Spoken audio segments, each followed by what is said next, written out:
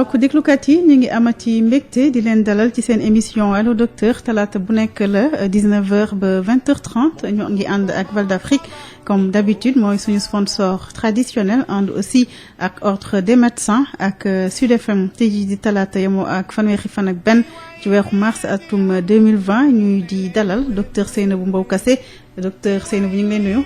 maa ngi leen di fay Ndeye Khady. nga di chef bureau maladie cardiovasculaire et métabolique ci division maladie non transmissible ministère de la santé ak action sociale docteur tey dañuy fas yéene waxtaan ci mbirum coronavirus ak li ñuy tuddee maladie chronique mais balaa ñu ci sóobu bëggoon nañu nga fàttali ñu tuuti rek fan la jàngoro ji toll ci bisu tey.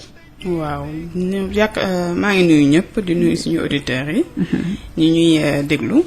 donc je pense que tey suba jot ngeen a dégg communiqué bi ñu jot a def par rapport ak évolution wu cas yi donc gis nañ ne quand même cas yaa ngi continuer di évoluer donc c'est l'occasion aussi de parler un peu ci relation yi am entre maladie bi am Covid-19 bi mais aussi par rapport suñu patients yi nga xamante ne mooy suñuy naataango suñuy am di jaam ñi nekk population bi ñi nga xamante ne dañuy présenter maladie chronique yi donc juste pour ñaax leen gën leen fàttali seen bopp nu ñu war a def pour moytu vraiment jàngoro bi nga xam ne jamono ji mooy lëmbee àdduna bi yëpp. est-ce que mën nañu am tuuti chiffre ci bilangu tey bi. bilangu tey bi ni nga ko déggee tey donc am nañu 13 cas de plus. donc fukki cas ak ñett yu bees. waaw fukki cas ak ñett yu bees. benn cas importé yi ci des yëpp ay contacts yi nga xamante ne ministère ñu ngi leen di topp. gis nañ ne am nañ ko. ci biir loolu itam am nañu ñoo xamante ne wér nañu mooy 12 guéris yi. donc globalement loolu mooy cas yi fi ñu toll nii pour journée tey bi. docteur lan mooy maladie chronique yan moo fi gën a fees fii ci Sénégal ak itam lan moo war a tax ñu war a bàyyi xel ci ñi yore maladie chronique ci jamono bi ñu nekk nii ci wàllu coronavirus bi. maladie chronique dafay jàngoro boo xamante ne nit ki bu ko amee dafa war a dund ak moom giiru dundam. donc daf koy am pour toute sa vie et loo xam ne da nga ko am war a dund ak moom sa giiru dund dafa war a am noo war a doxalee noo war a nekkee aussi bien ci paj bi mais itam yow par rapport ak sa hygiène de vie am nga noo war a defee. et jàngoro yooyu mun nañ leen lim ci bëri nañu donc OMS mi koy waxee ñeent groupe donc si ñeenti groupe yi am nañu cancer yi. waaw am nañu lii di diabète. am nañu li ñuy wax les maladies cardiovasculaires ci maladies cardiovasculaires yooyu li ñu gën a ràññee mooy hypertension artérielle bi. am nañu aussi les maladies respiratoires chroniques je pense que li ñu ci gën a xam mooy asthme bi. asthme waaw. loolu mooy ñeenti groupe yi nga xamante ne OMS moom la déclaré mais Sénégal dafa jël boole ci ñaari yeneen groupe feebar yoo xamante ne sonal na yenn askan yi muy drépanocytose bi ak hémophilie bi. d'accord donc yooyu ñun lañuy gën a tënk ci maladie chronique mais liste bi yamul foofu ndax bëri nañu. bëri na ay xeet yu ñuy wax ci maladie chronique yi. mais yi ñoo ci gën a fës fii ci Sénégal. voilà lu tax ñu war ci bàyyi xel ci jamono bi ñu nekk nii. lu tax ñu war ci war a mën a bàyyi xel mooy dafay nit ku bu ko amee. déjà da nga war a dafay affecter sa état immunitaire. si yenn jàngoro yi ci biir lu xam ne lu demee ni ki diabète xam nañ ne boo ko amee. sa état immunitaire dafay wàññeeku dafay faible. te fu mu faible infection da lay yomb. donc jàngoro bii ak beneen jàngoro bépp buy maladie pathologie infectieuse. mu dal la da lay yomb. beneen fànn bi itam mooy que ni. exposition bi benn la aussi bien ñi am feebar bi ak ñi ko amul mais risques yi ñi nga xamante ne pour nga am ay forme grave dafay gën a yokku. ci maladie chronique ci ñi nga xamante ne dañoo am maladie chronique yi. parce que tout simplement bu fekkee ne nit ki dafa amoon état immunitaire boo xamante ne wàcc na infection bi mun na gën a compliqué. yeneen cas yi mun na gën a indi ay problèmes cardio-respiratoires comme li ñu koy gën a gisee le plus souvent ci cas grave yi nga xamante ne moom la ñu gis ci coronavirus bi. cas grave bu ñu koy wax lu muy tekki docteur Seynabou. cas grave mooy ka nga xamante ne moom yamatul ci signes yi nga xamante ne moom la ñu gën a gis. ñamatul ci mandarga yi ñuy gën a fësal. mooy ni ma koy donc mun na dem ba am infection bu compliquée. mun na itam mu affecté noyyi gi. mun naa affecté noyyi gi mun naa affecté problème mu xol gi mun naa affecté rein yi donc foofu bu boobaa nit ki sa pronostic vital mun na ci da ciy joué waale. donc en gros loolu la ñuy gën a wax cas grave et ñii groupe personnes yii nii ñu lim sànq ñooñu risque ñu def cas grave dafay gën a yokk ndax feebar yi nga xamante ne lalu na déjà nekkoon na fii ci nit ki. balaa ñuy ubbi antenne bi dama la dégg sànq ngay tudd baat bu ñuy wax système immunitaire te ku xam jàngoro coronavirus xam ne tudd nañ ci tout le temps li nga xamante ne moom mooy suñu système immunitaire nasax na wala nasaxul tey soo ko doon expliquer ñi ñuy déglu ci baat yu gën a leer système immunitaire boobu loo leen di wax lu muy tekki. Pour expliquer ko dañ naan nit ku ne. ci sa yaram am nga défense maanaam am nga ay soldats. waaw yu lay aar. Naturellement am nga ay soldats yu lay aar bu la dara bu infection wala dara ñëwee ñooñu dañuy jóg aar la xeex ak infection bi ba nga xamante ne yow di nga protéger wu ñu mën ko daan. yenn feebar yi dafay attaquer sa organisme ba nga xamante ne sa système soldats yooyu day néew lool yi fiy nekk ba nga xamante ne pour ñu mën a xeex ak jàngoro ji day metti donc yow la ngay am ci soldats yi mën a xeex ak jàngoro ji dootul bëreeti wala la fay nekk ni ñuy war a xeexee duñ ko defee. te maladie chronique yi souvent dafay attaquer système. ci yoon voilà lu mel ni diabète par exemple day attaquer sa système immunitaire. D'accord jërëjëf docteur Seynabou Mbow Kassé kon ñu wax ne ubbi nañu antenne bi ci 33 825 18 30 ñu ngi ànd ak Val d'Afrique ordre des médecins ak Sud FM ki ñu dalal tey jii moom mooy chef bureau maladie cardiovasculaire ak métabolique ci division maladie non transmissible ci ministère santé ak action sociale ñuy waxtaan ci maladie chronique yooyu la moo xam diabète hypertension artérielle drépanocytose hémophilie ak insuffisance problème respiratoire aigu lu ci demee ni asthme yooyu yëpp kon naka lañ ci war a bàyyee xel ak ban vulnérabilité la ñu ko am di présenter ci wàllu coronavirus asalaamaaleykum. waaleykum salaam wa rahmatullahi wa barakatuhu. sëriñ bi déggante wuñ bu baax boo mënee yokk sa baat tuuti. soxna Ndeye Khady. waaw man de Mouhamed Thiam Mbour. Mouhamed Thiam ñu ngi lay nuyu. mbaa yéen a ngi si jàmm. alhamdulilah. waaw di commencer par ñaanal Sénégal yàlla def ci jàmm ju bari. amiin. di gërëm waa kër docteur. di leen wax du courage. di leen wax du courage daal parce que liggéey bi metti na waaye yàlla na yàlla taxawu leen. amiin. waaw di wax léegi par rapport coronavirus ak maladie chronique yi. waaw. nañu gën a ñaax njaboot yu ndaw yuy dem dox yi bàyyi fa mag yi. te xam ni bu ñu demee indi jàngoro ji ñooñu vulnérable ñooñu la ñuy gën a exposé. waaw man ñooñu laay jëkkee ñaax xale yi parce que xale yi tëj nañu école tëj université yi ci mais ils n'ont pas compris que dañu tëj école yi pour ñu ñëw toog seen kër pour bañ feebar bi law. ak tamit transporteurs yi maa ngi Mbuur mais transporteurs yaa ngi yëpp ay nit di leen yóbbu Dakar di jaar ci àll bi. loolu tamit ne si état bi veille baax a baax kuñ si jàpp nañ la sanctionné moom ak client yeeg yëpp chauffeur be client yëpp nañ leen sanctionné sévèrement ba ñu xam ne nit ñi fowuñu dañu nekk si état d'urgence ñu ngi en temps de guerre ñu ngi guerre ak virus corona.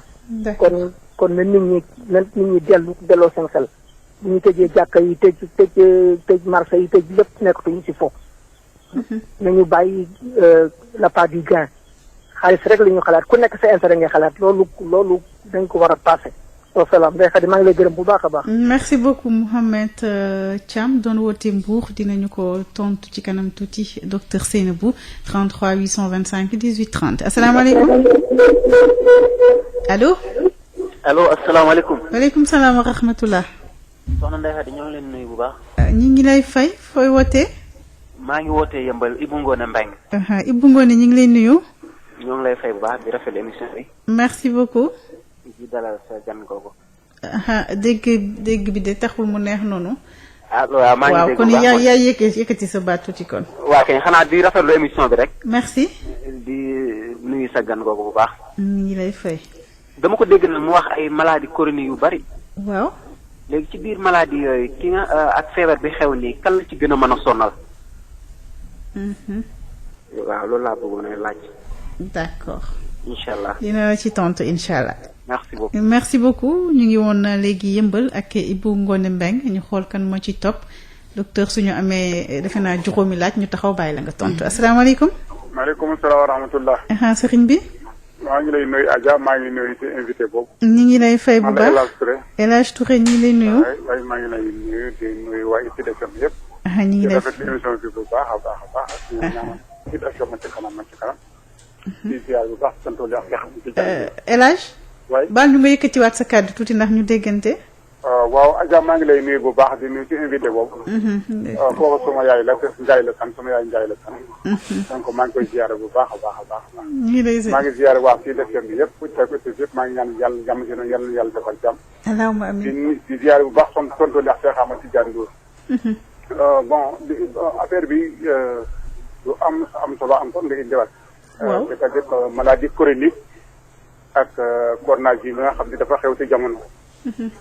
man lu ma gën a kii mooy encore nga baal ma tuuti comme ça ma jaalee ndeysaan suñu mbokk boobu Mor Niang Mbacke Bari dégg naa yaayam dafa génneel at maa ngi koy jaale quoi nga baal ma nag. amul solo waaw ñu ngi ko koy jaale ñu itam. après fekk nit ku baax la quoi vraiment. lu baax rek lay wax.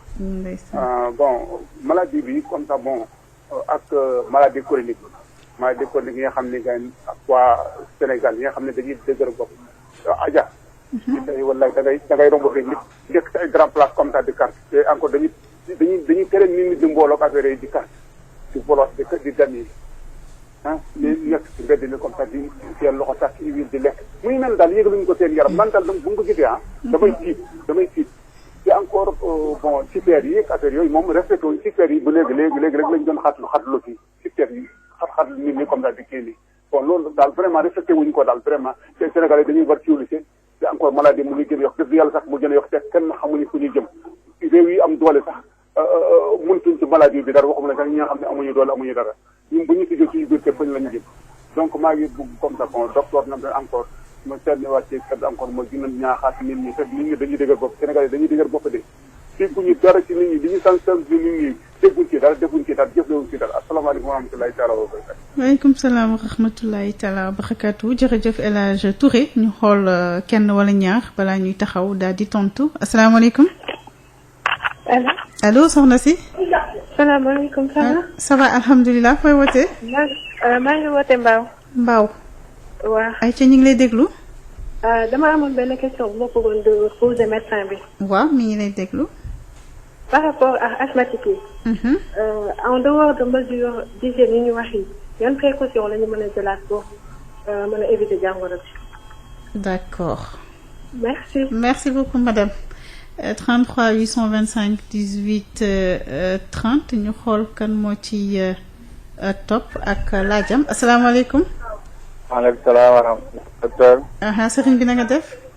sant yàlla gannaaw bu ko jógee mbaam yaa ngi Lat Mbengue. Lat Mbengue.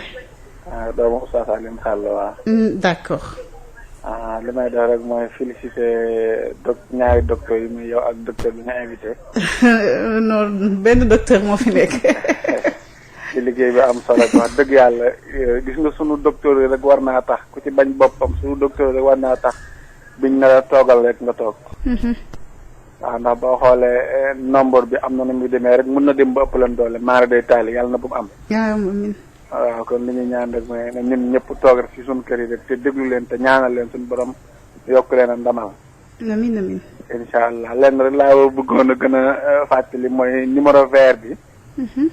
waaw damay dégg ci benn groupe WhatsApp ma bokk ñuy wax ne numéro vert bi liñ ci woote di jot yombul ba am ku vocaloon oote ci numéro vert bi nee na gis nga numéro vert bi laay woon ni waaye pour jot leen jafe ne waaye nee naa leen nag loolu taxul leen woon a jóg comme woote di def ci WhatsApp bi naan xool leen ak yooyu moom.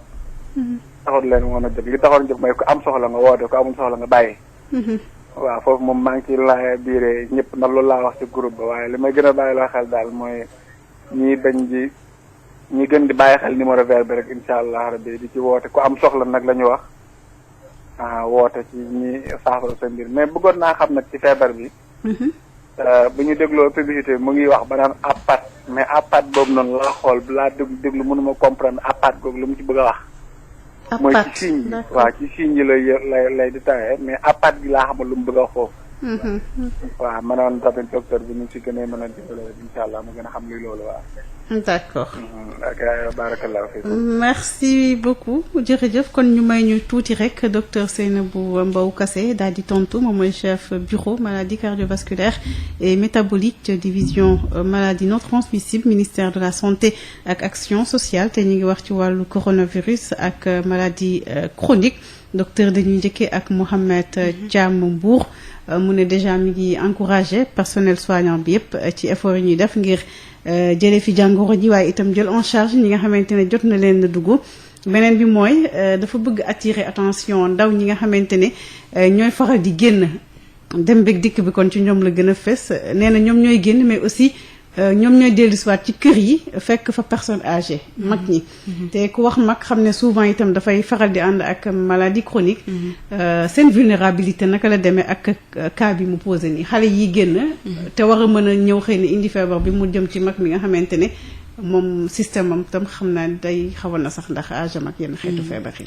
effectivement wax na dëgg parce que baagante boobu génn beeg dem beeg ñëw bi mooy tax ba vraiment nit ki am su jàngoor gi te fu mu amee jàngoro ji ñëw dugg ci kër gi bu jëlul matuwaay ñu wax mun naa wàll kii nga xamante ne dafa doon mag wala mu am ci jàngoro yi ñu lim sànq muy maladie chronique yooyu te bu ko wàllee ni ñu waxee sànq donc dafay exposer nit ki vraiment à ce que mu développer des formes graves donc loolu il faut que vraiment ñuy mën a respecter recommandations yi ñu leen jox mesures yi ñu leen wax ñu respecter ko mooy toog bi bàyyi dem beeg dikk bi xale yooyu nañuy toog ci kër yi parce que dem beeg dikk bi comme ni ñu ko waxee ci ngay virus bi nee nañu du dox yow miy dem ak dikk ci dem ak dikk boobu yaa koy faire circuler donc soo demulee boo ñëwulee demuloo fenn demoo dikkoo donc virus bi du circuler ba nga koy mën a dañuy wax ne kii dem mooy jëli mooy jëli voilà donc loolu vraiment il faut ñu ciy bàyyi xel xam ne kër yi dañoo am ay mag yu fa nekk am na ñu tamit mag ñii tamit ñenn am na ñoo xam ne am nañu feebar yu ñu lim sànq muy maladie chronique donc il faut ñu jël en compte loolu pour vraiment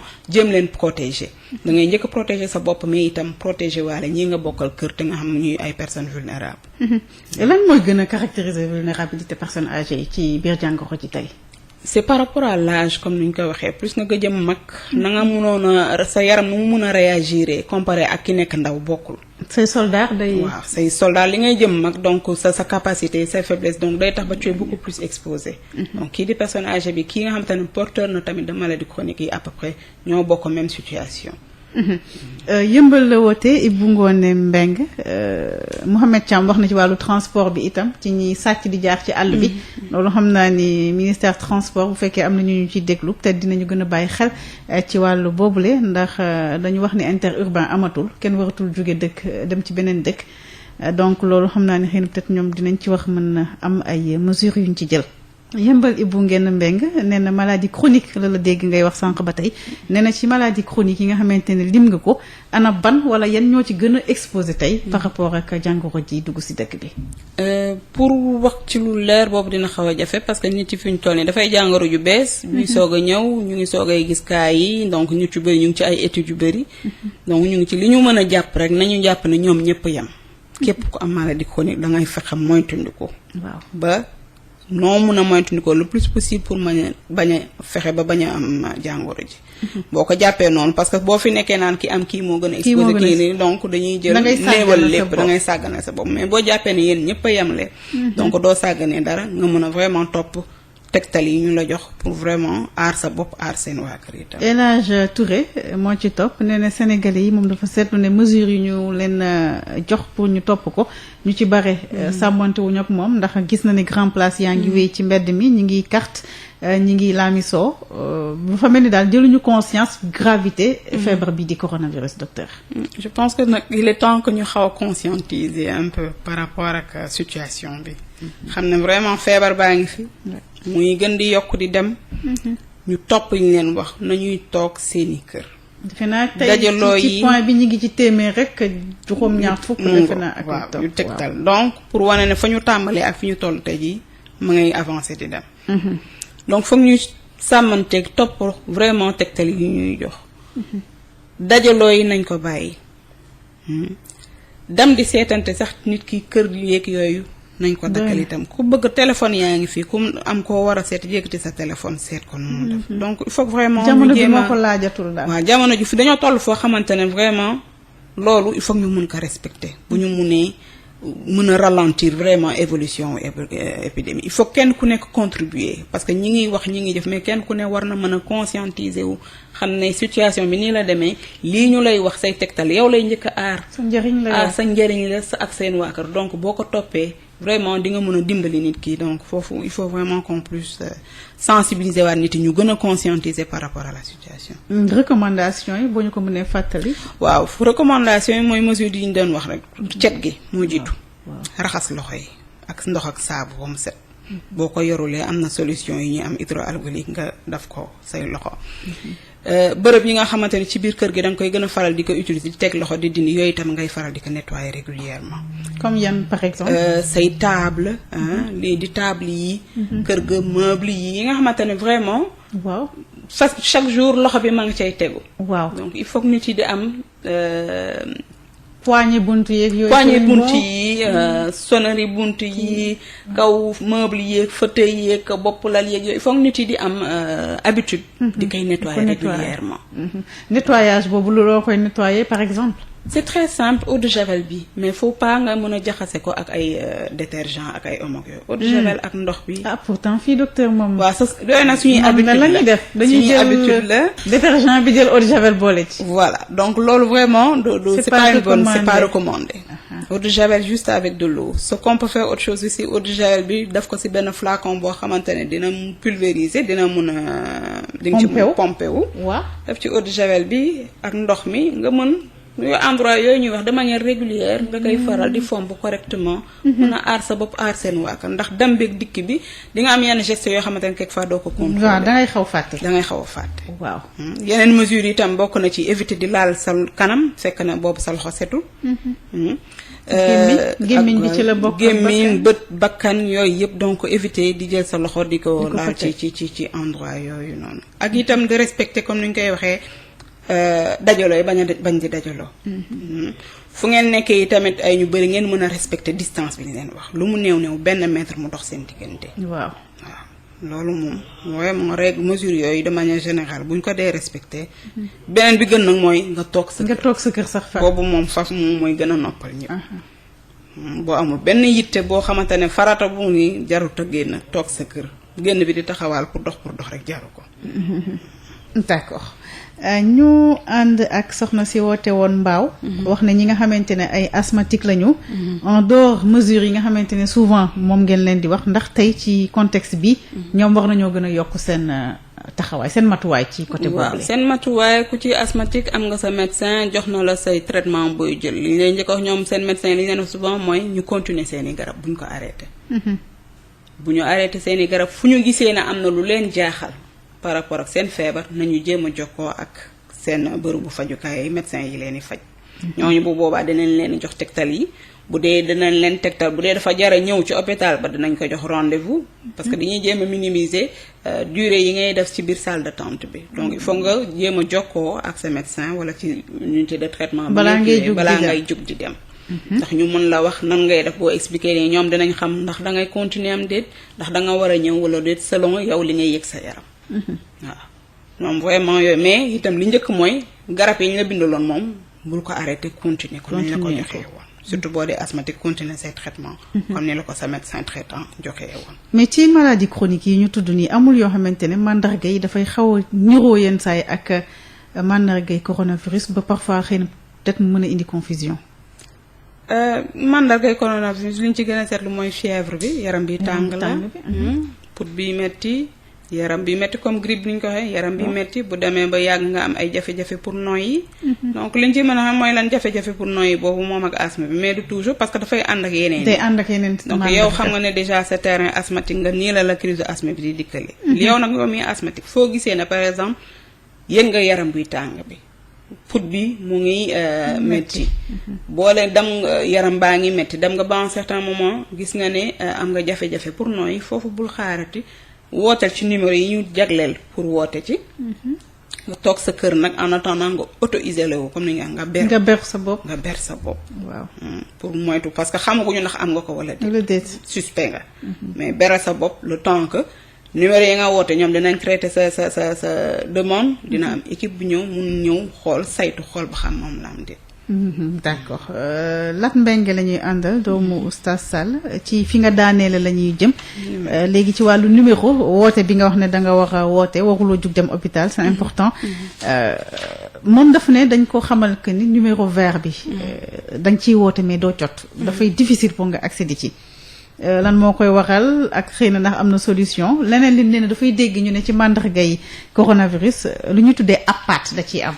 appât boobu nee na moom dafa xamul appât lan lay renvoyer lu muy tekki waaw numéro vert bi je pense que li ñu toll moo tax période bi ñiy woote di bëri rush bi donc ñiy woote day bëri donc day réseau bi dina xaw a saturé dina kii mais mi ngi fonctionner mais à part numéro vert boobu li ñu doon wax sax mooy numéro cellule d'alerte yi mu ngi fi am na ñetti numéro yu ñu joxe woon mooy mun nañ ko rappeler yi tamit ay ca nañ ko rappeler mooy 78 172 10 81 wala 76 765 97 31 wala 70 717 14 92 ñetti numéro yooyu mooy yi nga xamante ne nit ki yëg na mandarga yi waaw au lieu muy jug di dem hôpital bu mu jug di dem na toog te woote numéro yi wala mu woote 15 15 bi numéro SAMU bi waaw parce que jug bi di dem dafay gën a yokk waaw looy jug di dem di nga dugg oto waaw te xamuñu ndax am nga am dégg donc oto boobu ngay dugg chauffeur bay dawal mun nga kaa wàll boo yeggee ci structure sanitaire ba di nga xëj na toog ci salle d'attente ba salle d'attente ba boo fa toogee am na ñeneen ñu fa toog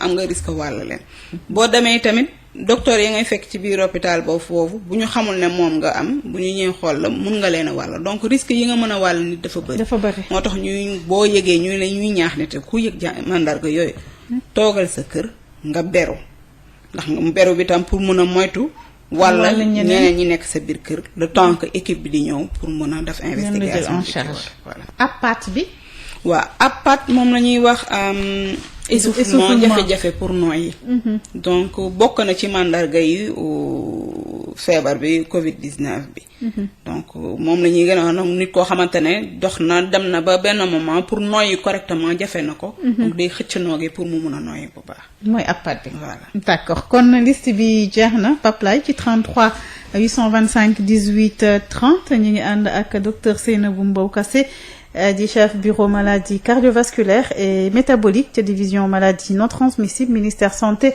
ak action sociale te ñu ngi ci coronavirus ak maladie chronique ñu xool ki ci ligne bi asalaamaaleykum. waaleykum salaam. soxna si na nga def. maa ngi si rek. fan nga ñuy woowee. maa ngi leen di woowee depuis Dakar. Dakar Sacré-Cœur. waaw. ayca ñu ngi lay déglu. waaw di rafetlu émission bi ngeen def. merci. parce que effectivement nit ñaa ngi woote di poser question surtout ñi am ñu maladie chronique. parce que loolu effectivement nekk na loo xam ne ñun xawoon nañ ci jaaxle ñun ñi am maladie chronique. parce que boobu léegi ñu ngi naan moytu leen toog leen seen kër. waaw waaye au-delà des mesures yi nga xam moom la ñu wax ñëpp respecté ko. ñun gisuñu woon suñu bopp ci mesure boo xam ne dañ ñu ko wax pour ñun ñi nga xamee ni ñoo vulnérable pour ñu gën a mën a aar suñu bopp. waaw donc émission yu mel nii dafa am solo comme ça ñu joxe leeral yi. waaw léegi nag ma amoon nag benn laaj tamit. par rapport sax ak feebar bi nii parce que tontu yi ngeen tontu yi léegi ak docteur Mbow leer na nañ. ak ku am sa traitement nga continuer di ko continuer. boo gisee lu la jaaxal nga woo sa médecin. d'accord. waaw léegi man dama gis ni dañu def ay réduction xam nga suñu joxee. heure boo xamee ni dañ naan bu kenn génnati couvre-feu mais dafa am ay nit ñoo xamee ni génnuñu ci mbedd yi nekk ci tali yi di dox mais dañuy nekk ci biir koñ yi nekk ci buntu kër jàmbur yi te loolu du point de vue sécurité dama gis ni daal loolu wóorul pour que police bi également léeg-léeg ñuy xaw dugg ci koñ yi. ci biir koñ yi. waaw ñuy dugg léeg-léeg ci biir koñ yi ak aussi bu ñu amee numéro boo xamee ni ñoom dañ ko war a communiquer. nit ñi xam bañ numéro la ñu war a woo ba ñu gisee nit ñoo xam ne dañu nekk di circuler ci mbedd mi te wala ñoo circuler parce que comme gis nañu fii ay faux gendarme ak ay faux médecin boo defoon naa kit mu nekk ay nit ñoo xam ne dañu nekk ci biti di xool nit ñi di xam nañu leen di attaquer parce que mbedd yi wér na donc wóorul daal. d'accord waaw wóorul mais daal may rafetlu émission bi. merci di encourager docteur Mbow di encourager sunu médecin yëpp. di ñaan yàlla nag moom mi am yërmande mu gaaw teggil ñu lii. amiin képp koo xamee ne da nga am jàngoro bi sunu borom dolli yërmande dindil la ko. allahumma amiin. ñi nga xamee ni jotuñu koo am yàlla aar leen ci musal leen ci. amiin yaa xabi. waaw jërëjëf. jërëjëf suñu soxna soosule woote Sacré-Cœur 33 825 18 30 asalaamaaleykum allo. ñi ngi ànd ak Val d'Afrique moo leen di may seen émission asalaamaaleykum. waaleykum salaam wa rahmatulah.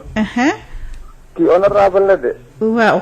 député Serigne Mor Niang la bu Mbacke Bari. ñu ngi lay nuyu Serigne Mor Niang. maa ngi lay di nuyu soxna si nga daral. ñu ngi lay fay auditeurs yëpp di ñaan réew mi rek comme ni ma ko faral defee yàlla mi nga xam ne jàmm ci loxoom rek la nekk yàlla dolli ñu jàmm. allahumma amiin ba tasaare ko ci biir réew mi. amiin amiin. feebar boobu médecin yeeg yenn rajo yi ak télévision yëpp ngeen dugg ci kër yi wax ak askan wi parce que feebar bu méttee te dafa gaaw wala tam dafa gaaw te dafa métti. nga tubaab yi maa ngi dégg léegi Italie yi ñoo ak Espagne gis nga Espagne moo jël record bi tey bu subaa ñu ne États-Unis le grande puissance moo àdduna bi ñu am doole ñëpp. soxna si ñëpp dañoo jaaxle.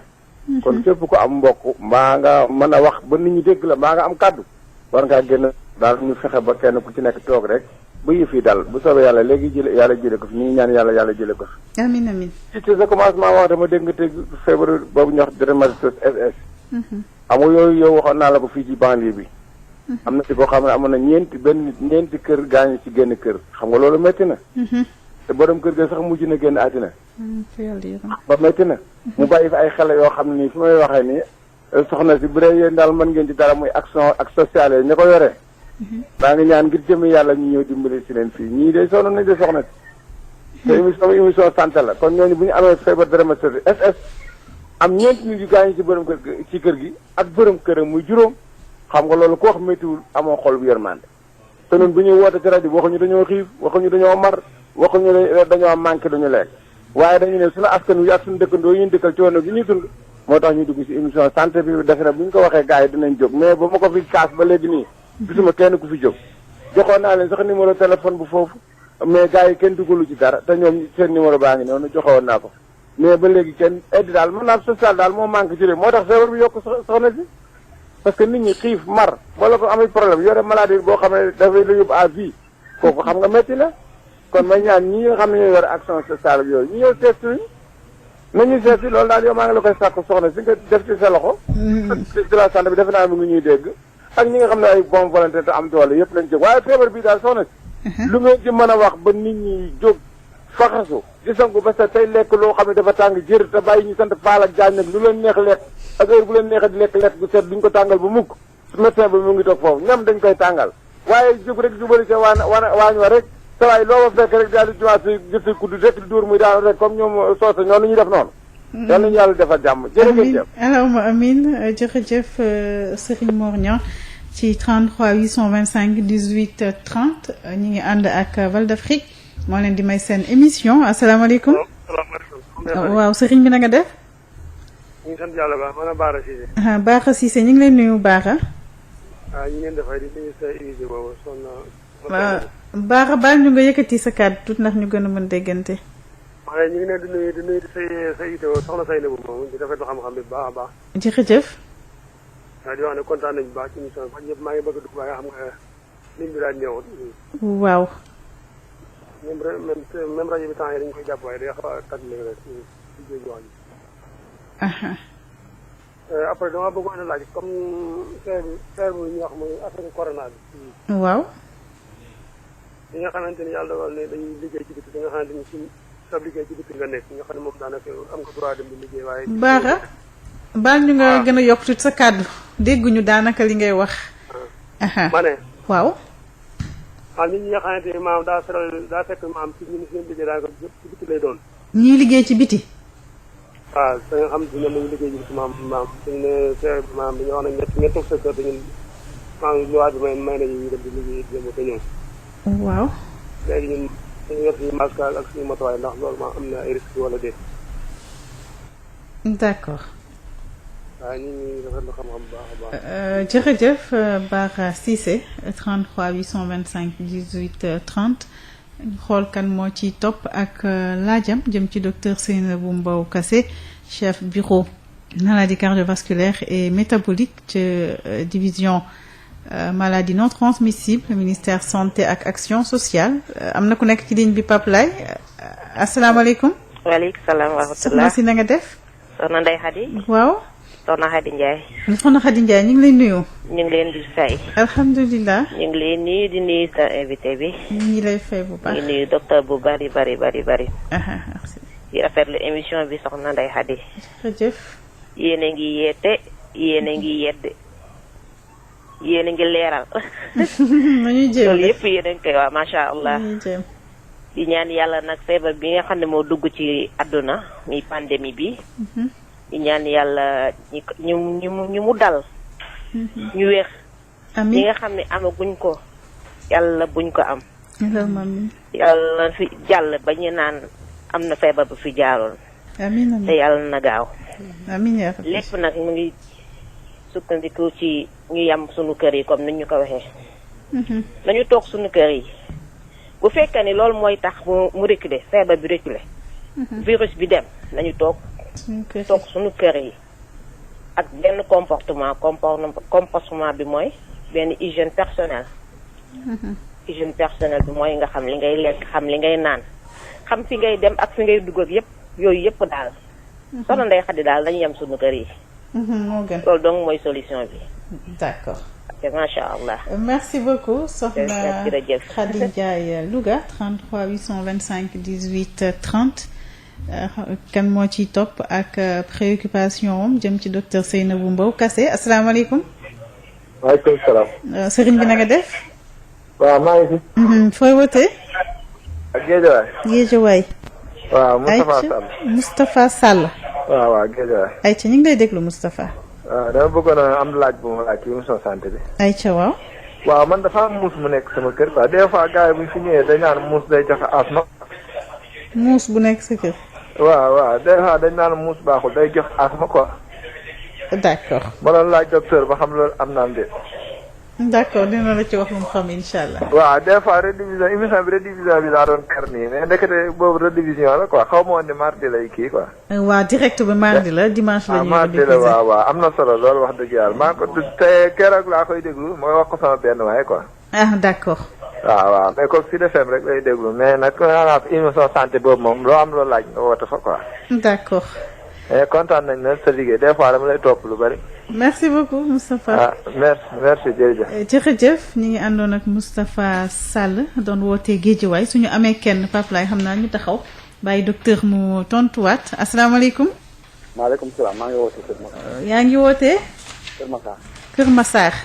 waaw léegi dama bëggoon a xam. waaw. est-ce que coronavirus mun na aggraver infarctus du myocarde wala insuffisance cardiaque est-ce que mun na ko aggraver coronavirus.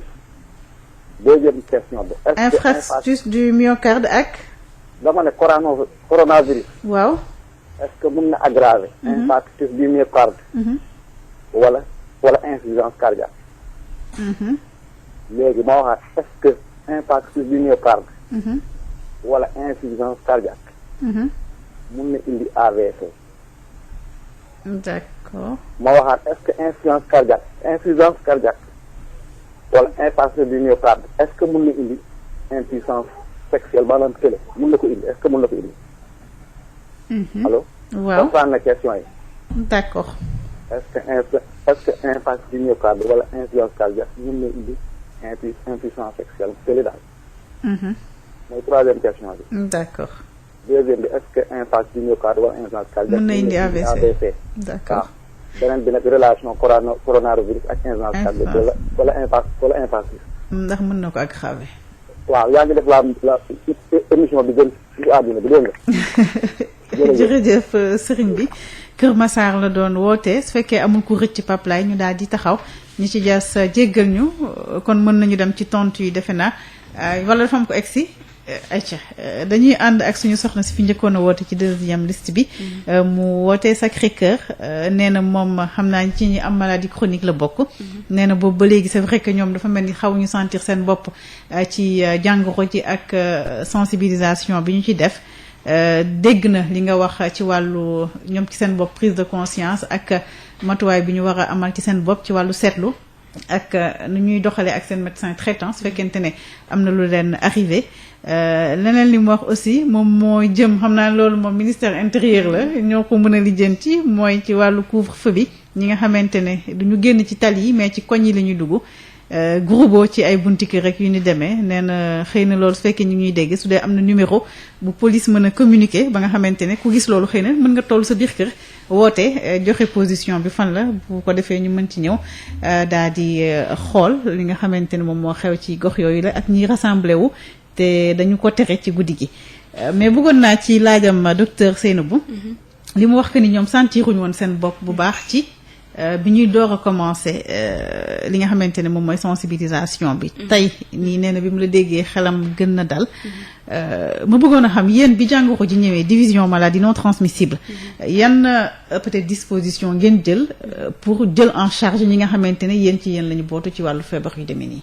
waaw je pense que disposition yi ñu jël mooy lii surtout comme dañuy lëkkaloog ak experts yi ñi nga xamante ne ce sont les spécialistes mooy les cardiologues ñi jël en charge diabète bi ñii di les pneumologues aussi les neurologues les néphrologues ñi nga xamante ne ñooy jël en charge aussi sànq si biir lim bi maa ngi wax mais maladie rénale chronique ci la bokk mooy ñi nga xamante ne am nañu insuffisance rénale donc ñun dañuy lëkkaloog ñooñu di liggéey bu baax donc pour ñoom ñi nga xamante ne ñooy spécialistes yi ñoom ñooy faj maladie directement ñu mun waxtaan ak ñoom pour ñu gën ñoo jox surtout recommandation yi ñu mën a jox les personnes yi nga xamante ne ñu ngi dund ak jàngoro yi ñu lim sànq. donc loolu bokkoon na ci suñuy jéego yu ñu dox yu njëkk parce que xam nañ ce sont des personnes yoo xam dañuy exposé donc il fallait quand même que ñu mun a waxtaan ak ñoom ba ñu xelal ñu wax ñu ne vraiment lii mooy recommandation yi ñuy teg pour que ñii di dund ak feebar yi ñu mun a respecter ko pour mun a moytu jàngoro ji di coronavirus. waaw donc recommandation yi donc de manière générale mooy ko doon wax sànq bu njëkk bi mooy bi ma waxoon sànq mooy respect traitement bi. donc dañuy respecter seen traitement nu ñu leen ko bindalee woon. ni leen ko seen médecin joxee ñu continuer di ko naanee mais aussi ñu fexe am dose stocku garab quand même bu doy. waaw parce que ak tension yi ñuy gis léegi. ci stock yi xam naa daal dina xaw a peut-être compliqué. ci koo xam ne jëlul sa disposition. voilà donc foog ñuy jéem a jël seen i matuwaay par rapport ak stocku garab yooyu jël seen i am seen stocku garab quand même. bu doy boo xamante ne du ñu dem di jànkoonteeg ñu ne bii manqué na bii amu fekk bii liiw la. par exemple ki nga xamante ne dafa amee maladie chronique moo xam diabète la hypertension. wala yeneen ak yeneen yi ñu fi tudd yëpp. drépanocytose wala hémophilie. ñooñu par exemple seen stock. day war a assurer ba 1 mois 2 wala 3 ça dépend lan ngeen leen di jox. tout dépend ci médecin traitant bi rendez-vous boobu mu koy jox ndax ñenn ñi di nga xam ne dinañ leen jox rendez-vous 3 mois ñenn ñi dinañ leen jox rendez-vous 1 mois donc. médecin traitant bu lay bind ordonnance en fonction sa rendez-vous ci la lay bindalee garab bi ak quantité bi doy pour sa rendez-vous bi balaa ngay ñëwaat nga mën a continuer say garab. waaw donc loolu il faut ñu respecter loolu mu am seen stock boobu garab. yooyu ñu leen di bindal. bu seen rendez-vous jotee bu dee yëguñu dara seeni yaram nañuy woote d'abord woo seeni médecin traitant. xam ndax jar na ñëw am déet médecin bi ñoom ci biir waxtaan gi dina leen mën a wax bu dee dafa am loo yëg sa yaram xam loo xamante ni daanoo ko woon yëg dina organiser ak yow sa rendez-vous nga mën a ñëw doo fa yàgg mën a dem mu seet la correctement bu dee gis na par exemple loo xamante ne amul dara lu la jaaxal dara lu la metti mun na au téléphone tamit mu réadapté xool. sa garab yi ngay naan noo koy jëlee ak lii ak lii mu jéem la joxaat. pourquoi recommandation boobu. dañuy bañ nit ki faral di gën a dem ci structure sanitaire yi di exposer boppam balaa nga yegg ci structure sanitaire yi di nga dugg oto boobu di nga exposer sa bopp. donc loolu la ñuy bëgg a minimiser. li ñu naan ñu toog seeni kër ñu jéem ko minimiser. koo xamante ne da nga am maladie chronique foog ngay respecter ses rendez-vous mais ci situation bu demee nii. ñoom li ñuy bëgg balaa ngaa jug di dem na nga woote. mu wóor na leen bu lay jox rendez-vous tam mun la jox rendez-vous boo xamante ne ak heure bi mu lay jox nga mën ko respecter boo fa ñëwee doo fa mën a nekk di taxawaalu bay mën a exposer sa bopp ci yenn situation yi. d'accord Serigne Mor Niang mu ne jàngoro coronavirus feebar bu graaw la. ci soo ko xoolee bitim réew ak seen système ni mu dëgëree ci wàllu système santé te dem nañu ba daanaka ñu ci bari saturé nañu pour ñu gérer cas yi mi ngi leen di commencer indil ay jafe-jafe mais aussi jàngoro ju gaaw la ci ni muy wàllantee. mu nekkoon li ñu war a def mooy ñu toog suñu kër yi. loolu mooy conseil bi muy jox ñëpp ñu ngi ko ci remercier ci conseil boobule mais mu wax aussi ci drépanocytaires yi. ki nga xamante ne dafa am SS am forme SS bi docteur. xam nañ ni SS bi bu metti la quand même. Souvent ay urgence la ñuy nekk. ñi ngi hôpital ñi ngi am ay douleurs. seen tableau clinique dafa xaw a metti. ñoom lan ngeen leen di wax ci cas yu demee nii ci situation bi ñu nekk nii. bon comme man je ne suis pas très spécialiste si nga xamante ñoo leen di jël en charge mooy les hématologues ak ñi leen di jël en charge foofu ñun lu ñu mën a joxe ce sont des recommandations de manière générale. waaw générale. donc ñoom mooy li ma waxoon sànq rek ñuy jokkoo ak seeni docteur ñoom docteur yi leen di faj xam nañ bu baax naka la paj bi tëddee la nga yëg ci yaram bu jaree ñëw hôpital comme bu dee urgence la foog nga ñëw hôpital. parce que ku nekk xam nga sa médecin traitant. voilà ñoom d'habitude xam nañu parce que lu ñuy feebar bu ñuy yàgg dund ak ñoom la yàgg na ñuy dem hôpital xam nañu bu baax ak kan lañuy ko leen di suivre la plupart du temps. waaw donc li njëkk daal mooy jokkoo ak seeni docteur continuer garab yi ñu leen doon jox. nuñ ko daan jëlee. bu ñu yéegee loo xamante ne vraiment mosuñu ko yëg seen yaram wala loo xamante ne si ñoo xamante ne yëg nañ ne lii forme yi mu ngi commencé jéggi dayo boobaa ñu woote docteur bi ñu organiser wu parce que lépp lu ñuy wax organisation la organiser wu pour boo mënee dem rek ñu mën la jël en charge le plus rapidement possible. ñoom est-ce que bokk nañ ci ñi vulnérable trop. voilà ñoom itam ñu ngi ci groupe bi xam nga bi may listé sànq si maladie chronique yi boole naa ci drépanocytose ñoom itam ñu ngi ci groupe les personnes qui sont à risque de développer des formes graves. d'accord Bara Cissé la ñuy àndal nee na xam nañu ne mesures yi mooy ñuy toog suñu kër wàññi génn bi dem beeg dikk bi ak laamisoo bi mais ci ñi nga xamante ne nag nee na faaw ñu génn dem liggéeyi wala ñu doxi seeni soxla yu urgent ñooñu yan risque moo leen di xaar waaye itam xëy na yan matuwaay la ñu mën a jël pour mën a protéger seen bopp. risque bi rek mooy nga exposé waa feebar li ñu leen di gën a ñaax rek mooy respecter matuwaay mesure d'hygiène yi. farataal raxasoo ak loxo bi. ndax comme ci la ñuy daanee seen doole ci la ñuy nekk ci biti. waaw liggéey bee ko laaj. mais nañuy farataal di raxas seeni loxo ak saabu ndox ak saabu à défaut utiliser solution hydroalcoolique yi fi nekk nii. éviter ni ñu ko waxee sànq jël sa loxo fekk ne setul nga laal ko sa kanam bàyyi nuyoo bi. joxante loxo bi waaw bàyyi dajaloo bi groupe boo di taxaw di waxtaan. bàyyi jegeyantoo bi itam yooyu yëpp nañ koy faral di respecter comme il le faut correctement. te itam di nemmeeku seen yaram foo toogee ne sentir nga gis nga ay mandarga yoo xamante ni ñu fi joxe sànq. xaw na njort ne feebar bi na nga mën a woote le plus rapidement possible. soxna Khady Ndiaye Louga nee na toog suñu kër bokk na ci liy tax ñu rompre chaîne de transmission bi docteur. boobu moom defe naa conseil bu ñuy jox les mesures bu ñuy joxe tout le temps la. toog kër ga daal comme ni nga ko waxee moom li ñuy wax sànq virus bi doxul. nit yee koy doxle mu ñoo koy transmettre bon boo toogee transmission bi dootul amati. doo gis te keneen koo mën a dajeel ba mën ko jox doomi jàngoro bi donc toog sa kër daal boobu mooy bi gën. boole ceeg cet gi tam. boole ceeg cet bi donc cet bi moom moo jiitu. waaw lépp. cet gi moom moo jiitu lépp toog sa kër nag soog cee toog. d'accord Guédiawaye Moustapha Sall nee na dafa dégg ñu ne muus mën na jox nit asthme dafa amee muus nee na këram su dee mën nga ko ci tontu. waaw loolu maanaam muus bi kii karaw muus bi moom mooy facteur souvent déclenchant crise du asthme donc moo mën a déclencher waaw ku amee asthme dañ lay déconseiller ngay denc yooyu ngay am yooyu sa kër. yi di muus yeeg moytu yenn tapis yu mbàjj yi cuuraay yeeg lépp luy am saxaar yooyu dañ souvent seeni médecin bu ñu demee gis leen dañ leen vraiment ñaax leen conseiller leen pour ñuy moytuñu ko yooyu. d'accord Kër Massar la ñuy mujjee nee na coronavirus ndax mën naa aggraver infarctus du myocarde wala insuffisance cardiaque. beneen bi ndax infarctus du myocarde wala insuffisance cardiaque mën nañoo indi AVC ñaar yooyu ba tey ndax mën nañoo indi impuissance sexuelle. waaw lii de defe naa suñu mbokk cardiologue yi. ndax question bu spécialisé la. donc cardiologue yi ñoo ci gën a mën a mais dinaa jéem quand même. waaw parce que bu ñu nee infarctus du myocarde boobu benn urgence la donc du loo xamante ne da nga koy yor lu yàgg. donc loolu lu aigu la luy ñëw teew nii. donc te nag maladie chronique yee ñu wax ne. waaw donc ki am maladie chronique mun na jékki-jékki indi complication am infarctus du myocarde li ñuy owee le plus souvent mooy crise cardiaque lañ koy wax donc crise cardiaque da ngay jékki-jékki am méthode bi ak lii jékki-jékki daan donc moom a coronavirus mun nañ ne am na ay études yu nit yi def naan yenn saa yi da koy feeñ mais ba tey c'est pas on est en ay études la. donc loolu je pense que bëgguma dugg ci domaine boobu parce que c'est beaucoup plus de la spécialité des cardiologues. D'accord. Donc pour bañ cee xuus lu bëri. mais insuffisance cardiaque boobu souvent ki am pathologie chronique ki am maladie chronique mun na développer complication bi ba egg insuffisance cardiaque noonu. donc fekk donc terrain boobu mu ngi fi. waaw nit kee ngi tegu donc bu amee coronavirus li ñu doon wax sànq. risque pour mu probabilité pour mu am forme grave bi dafay yokk day yomb donc loolu moo leen ni moo am lien bi am entre les deux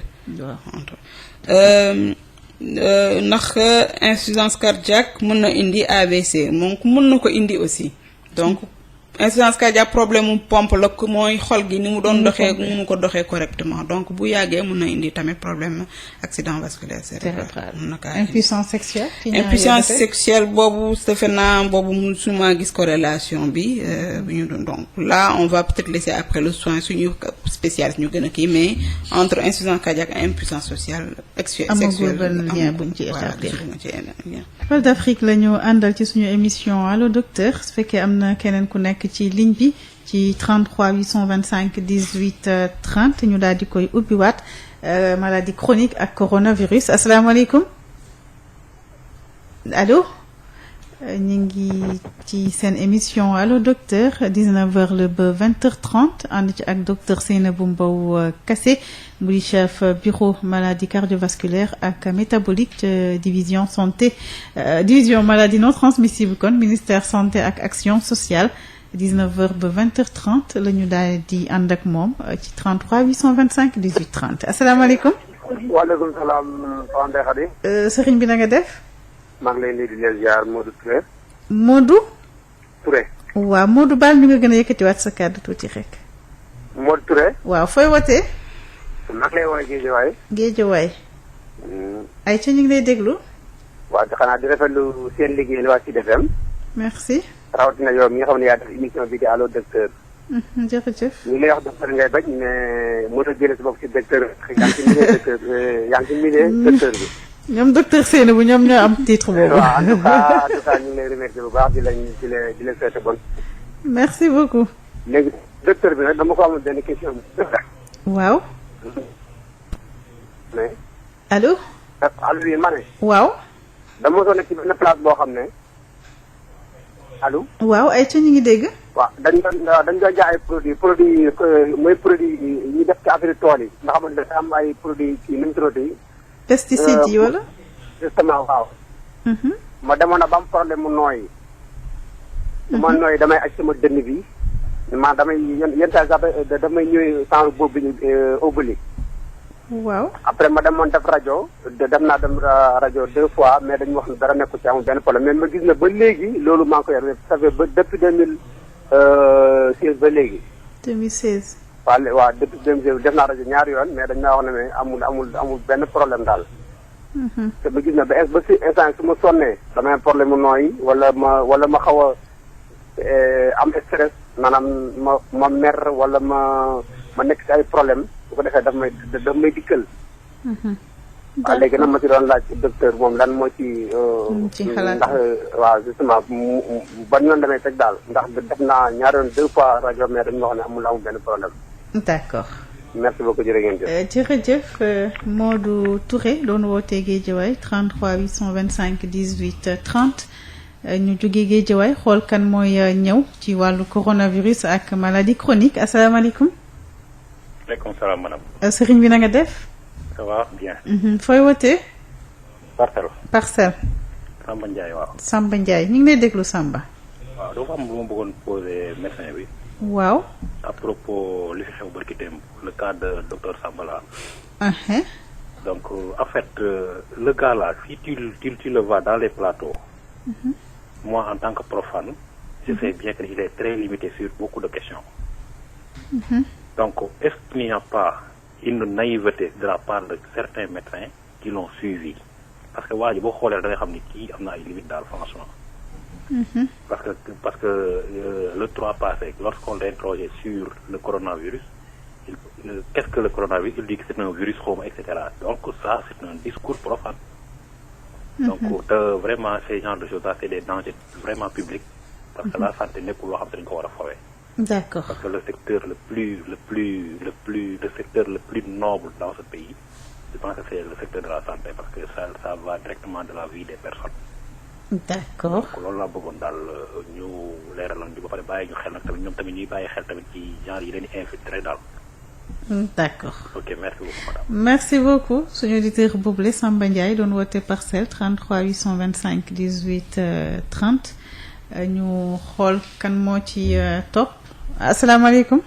maaleykum salaam. soxna si na nga def. ñoo ngi si rek. alhamdulilah fooy wootee. ah soppe bi dëkk Thiaroye soppe Sud FM. Thiaroye ngay wootee. Thiaroye kaw waaw. d'accord ñu ngi lay déglu soxna si. waaw ci wàllu xaalis bi ñuy jokkalante laa doon laaj ba xam mbaa loolu du am benn problème si nit ñi rek. waaw ba pare di laajte Tata Ndeye ak Safa Sall mbaa ñu ngi si jàmm dama leen a gëj a dégg rek. waaw ñu ngi ci jàmm. alhamdulilah ñu ngi ci jàmm alhamdulilah di ñaanal médecin Sénégal yal na yàlla may leen ndam bu baax. allahumma amin. yàlla génne jàngoro yi si àdduna bi yëpp. amin amin. sàmm leen di la ñaanal yow tamit mu leen di ñaanal gudd fan yàlla aar leen la. allahumma amin ñu bokk ko. waaw jërëjëf. jërëjëf soxna si mi ngi doon wootee Thiaroye Kaw ci 33 825 18 30 ñu xool kan mooy ñëw bu ñu amaatee ñaar ñu daal di taxaw bàyyi docteur mu daal di tontu ci wàllu coronavirus ak maladie chronique yan disposition la ñu war a jël ci ñi nga xamante ne ñi nga xeetu feebar yooyu la asalaamaaleykum. waaleykum salaam. soxna si na nga def. ñoom fii rek. foo ñuy woowee. Sicap Baobab. Sicap Baobab. ay ca ñu ngi lay déglu. waaw maa ngi rafetlu émission bi. merci. waaw di leen sant di leen gërëm. jërëjëf man nag dama doon dellu si waat rek pour ñun am maladie chronique yi. man depuis pratiquement un mois ngi ñuy xëyuma bureau. bon doon nekk sous traitement mais des fois dama jékki-jékki keroog sa médecin woo ba ni ma ba kii bi de nu mu tuddati garab bi tur bi laay ba ñu tudd rek. bon est-ce que jar na ko sax. moom lay jël sous traitement mu ne ma dafa manqué. bu fekkee ne mën nga ci dem nga procurer wu ci daal. ma ne ko d'accord ma wàcc sama pharmacie wax ko pharmacienne bi mu ne ma waa dese naa si ñaari boîte léegi sama beneen moroom malade moom aussi woo man de dama manqué le ndaw si ne man di dese naa si 2 boîtes mun naa la ko jox. ma ne ko d'accord ma ne ko man sax dama bëgg may benn bi mu ne ma bon loolu moom mënut a nekk moom mu ne ko sama morom bu feebar ma jox ko bi médecin bi tué après ma ne xaaral ma wër yeneen pharmacie mais pharmacie yëpp laa wër mu jigi benn pharmacienne li ma soxna si xam nga nooy def même ak ordonnance sax duñ la jox garab bi parce que dafa manqué état bi il paraît moo ci teg loxo. ma ne ko waa léegi ñun ñu feebar di ko dundee fu ñu jëm ñu ko war di ko dundee tout le temps di ko jël ma daw gi bon fu ne daw naa fa. il a fallu que ma jël sama dossier médical pour dem instant bi nii traitement pour 1 mois alors que pour 6 mois lañ ma bindal pharmacie boo dem benn boîte pour nga am ko problème waxoon suma laaj ñu naan la jox la 4 jox la 6 ñooñu aussi foog ñu xalaat leen. man instant maa ngi nekk en pleine poussée feebar bi bul stress dama ni woon damay wàññi posologie bi mais mënuma ko bi ma ko jëlee dama gën a sonnaat ma ne naa ko dee yàlla baax na. mais neexul daal métti na daal. métti na trop. il faut que ñu xalaat ñu aussi même bu mu ñëwee jox traitement 1 mois. après je sais pas soit ñu renvoyé ñu ci benn pharmacie wala nga yóbbu say kii ñu ne la fii kat daf ko war di dundee ñu jox la mais mënoo di wër ci pharmacie bu ne nga wër ko ñu jël ko ca jële ko stocké ko pour ñoo xam ne ni feebar bu ñu wala ñoo xam ne feebar nañ alors que ñu bu dee feebar dañ ko war a dundee à vie kenn gënuñu see yaay dañu xalaat aussi suñu cas di lay war a sóoli maa ngi jégalu nag baax temps bi may kii. d'accord maa ngi nii sama garab doyul damay tëdd di ko jox su guddee damay tëdd di jël maa ngi xalaat naa wàññi wala bu ma wàññi buggul stress. yàlla baax na daal mais daal ngeen xalaat ñu daal incha allah dina la ci tontu jërëjëf madame di woote doon woote Sicap Baobab 33 825 18 30 ñu xool keneen ki ci topp kan la ak laajam suñu jugee Sicap Baobab asalaamaaleykum. waaleykum salaam. allo. Ndeye Khady. waaw sëriñ bi baal ñu nga yëkkati sa kàddu ndax ñu dégg la. asalaamaaleykum. waaleykum salaam. soxna Ndeye Khady ziar naa la nuyu naa la. ñi ngi lay delloo ziar. jërëjëfar naa la bu baax. merci beaucoup. sant nañ la ñaan nañ la yal na la yàlla jàppale yàlla aar la. allahumma amin. yaa ngi li jàppale askan bi bu baax macha allah. jërëjëf sëriñ bi. xanaa ñu ñaax rek suñu mbokk yi rek ñu delloo ci yàlla. ndax yàlla dindi fi feebar bi loolu rek moo tax mu jógee fi. amiin amiin. nit ñi nañ dellu ci yàlla nañu jàng alquran jàkke yi ni fi fekkee diñ leen tëj mun fi julli waaye nañ fi teg alquran kay ñu jàng ko ak rajo yi ñu wàññi musique yi. nit ñi raxas xol yi dellu ci yàlla ñi am ay borom alal yi ñu jàppale ñi nga xamante ni yoruñu. waaw rajo bi maa ngi ko déglu bu baax maa ngi nuyu sama sëriñ yooyu ñett ustaas yooyu maa ngi leen di nuyu bu baax. macha allah ci FM ci kanam maa ngi nuyu sam docteur bi macha allah jërëjëf. mi ngi lay fay jërëjëf. merci beaucoup 33 825 18 30 ñu xool kan moo si topp. allo asalaamaaleykum. waaleykum salaam wa rahmatulah. sëriñ bi na nga def. Jóoba di waay docteur Ndeye na nga def. docteur Seynabou moo fi nekk. waaw macha allah ba tey docteur Ndeye rek collaborateur nga kon nag yaa ngi ci biir rek. fooy wootee sëriñ bi. maa ngi wootee fii Mermoz Pyrotechnique. Mermoz Pyrotechnique. waaw fidèle auditeur Sud FM depuis longtemps jarul ma ci wax kii rek xam ndax heure bi jot na ma ne. waaw. bon man dama gis ne actuellement nii ñuy def nii. bu 20h jotee kenn dootul génn. jarul ma gis ci benn cas. koo xam ne dafa feebar xaaju guddi xam nga taxi dawatul. te moom amul doole yorul oto. war yóbbu malade bi ma jàpp ne nag suñu maire yi. waroon nañoo def le tout moom ay oto yoo xam dañ koy teg mu nekk disposition population bi. femme bu enceinte dem ba xaaju guddi war a wasin kooku xam nga dana jaaxal waa këram. nit ku tudd ba guddi am malaise ñu war ko yóbbu mënuñ ko yóbbu dana jaaxal waa këram. léegi nag disposition yi ñu jël pour koy tey ko am corona est-ce que duñ xajal foofu nit ñi aussi ñuy appelé ci 15 ou bien l'autre numéro vert ou bien bu loolu bu mënul nekk. bu fekkee mairie bu nekk au moins am 2 voitures yoo xam day nekk disposition population boobu arrondissement boobu nga xam ne ku am cas rek da ngay woote numéro vert ñëw jël sa malade yóbbu ko. parce que fi mu nekk nii moom ku génn guddi te amoo benn autorisation boo génne yow duma la ko jàngal li la ci fekk xam nga ko. ndegam un médecin la ñuy dóor wala comment dirais-je homme de loi boo xam dafa civilu ba pare doog a reconnaître ni ñoom def nañu erreur waxatuma laat ku mel ni man koo xam ne. yorul dara amul benn autorisation bu ko may mu dox guddi. loolu daal bëggoon naa ñu boole ko ci mbir mi ndax ma gis naa kaa bu mel noonu. il fallait ko dafa damm ñu jéem a kërëb ko kaarite ko yooyu ba suba ñu xëy ko yóbbu. te xam nga ne loolu bu doon lu ëpp loolu la kooku bootul day faatu. waaw loolu daal jàpp naa ne war nañ ko boole ci xalaat yi. ngeen koy jàllale même bu dee jàll ci ñoom Maodo 11h boobu sax man fa laa woote ba sonn mënumaa dugg. léegi nii laa am chance te jot la. damaa jaar par fii mais ci numéro bee laa jaar ba sonn léegi ma essayé fii jot la mais loolu daal nekk ne cri de cœur. boo xam ne man xam naa ne am na ñenn ñu am problème boobu mënuñu koo faj. léegi nañ leen ci jàppale ci loolu au moins nañ ñu tegal ay oto puisque lii kat ñun ñëpp xamul fu muy dem te ñaan yàlla yal na yàlla gaaw teggi ko. mais on sait jamais xamaguñ fu muy egg. kon nag nañ boole ci xalaat yi mbir yu mel noonu salaamaaleykum wa rahmatullah. waaleykum salaam wa rahmatullah jërëjëf suñu auditeur boobu la woote Mermoz Pyrotechnique suñu amee kenn ñu taxaw Paplay daal di tontuwaat ci wàllu coronavirus ak maladie chronique asalaamaaleykum allo 33 825 18 30 ñu may ko tuuti mu yegsi ñu ngi ànd ak Val d'Afrique moo leen di may seen émission talaata bu nekk 19h ba 20h30 su fekkee egsiwul Paplay ñu daal di tontu kon ci li nga xamante ne moom mooy laaj yi ñi ngi njëkkoon a ànd sànq docteur ak Modou Touré mu woote woon Guédiawaye nee na mi ngi encouragé vraiment li nga xamante ne moom mooy liggéey bi ñu fiy def ñu ngi ko ci sant aussi ci encouragement yooyu de mais nee na li ñuy tuddee pesticide nee na lu ñuy jëfandikoo di ko def ci ay tool dafa koy faral di day neboog ci environnement bu ñuy utiliser pesticide yooyu de